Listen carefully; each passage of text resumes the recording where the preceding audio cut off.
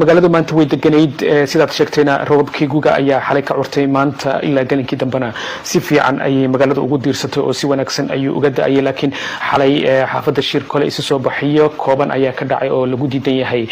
muddo kordhinta golaha shacabka ee baarlamaanka federaalka uu sameeyay hay'adaha dawladda gaar ahaan madaxweynaha sidoo kale lagu taageerayo taliyihii hore ee booliska gobolka Banaadir Saadiq John oo laftigiisu saldhig ka dhigtay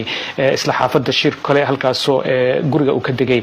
wadooyin soo galo oo dhan lagu gooyay ciid isla markaana la dhigay gawaarida dagaalka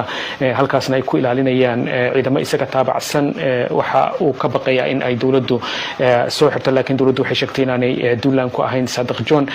sidoo kale xalay isgoyska Mariinada waxa lagu rasaasiyay taliyihii hore ee booliska waa taliyihii hore ee nabad sugidda qaranka ee Soomaaliya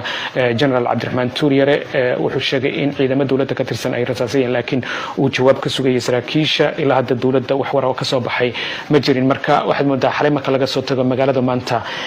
Cabdiraxmaan sideedii caadiga ahayd ay noloshu ahayd marka laga reebo roobabkaas xoog leh oo xalay la saakay magaalada ka daayay